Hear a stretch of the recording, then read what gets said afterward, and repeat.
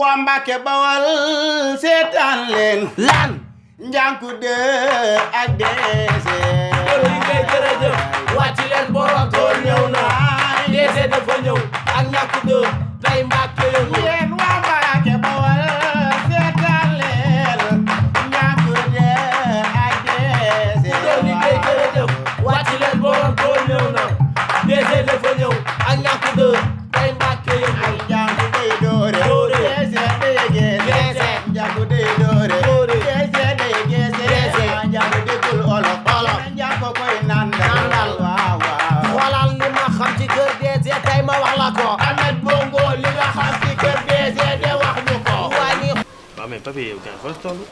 papier maa ngi ci de pourtant. ah oui. mais gars bi démb rek may woo gars mooy loolu. dans sànq nii maa ngi ciy joblu naay sama maay nii. oui. waaw mais loolu si xalaat yow ku ñu jot si. ah lu mu ci xalaat mooy que ni ñànku dof la ah waaw jëfinu dof nga koy defee rek yaa ma gën a xam daal di koy cenc. mais en tout cas plan A baa ngi fi B baa ngi fi ba bi dox ñun si B bi. méthode bu liiwul rek ñu utiliser beneen bu ci topp. loolu dafa demee nag. yéen mel ni may wax noonu sax. yaa foofu gis ngeen defee. non non gisuñu gisuñu DG. ko de. waaye nekkul fii si biir fii. fii du DG fii du appartement waaye moom ma war a jox sama 100 francs dem yoonam fii jox ma. waa kaay kaay dañ la soxla. lala. kaay dañ la soxla tamit. waaye man damaa yaakaar fii de sama kii sama 100 francs joxuma ko. yow da nga am metti comme gomme bu bees quoi. kayitu kër gi la ñu soxla pour xool ba xam suñuy tur mi ngi ci am déet. lu si sama yoon si loolu loolu man bu ma ko kenn wax rek xam nga defee nee na ma loolu ku ma ko wax naa ko indi fol rek ma histoire ak moom. si gën la luwee am na droit xool nañu suñu tur bi si kayit waaw la de. ah woy tamit.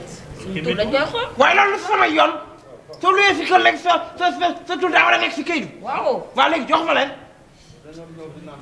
joxuma leen waaye yéen yéen xam nga nii la ngeen di def di ma dugal si yoo xamante ne man neexuma ku ni ngeen def ba ma mer fi nag lu be kër gi jaxase bi yëpp waaye leen ba ma laa di boo fii sax affaire bi moom bee boo ñu tekk ci suuf man affaire dof moom bu ci bokkee rek xam nga ma say moom. yow loo roog kii. yee man du affaire ay tàccu ki dóore nii bu ci bokkee surtout dof. yow kañ nga tàmbalee ragal. yee bàyyi ma say rek.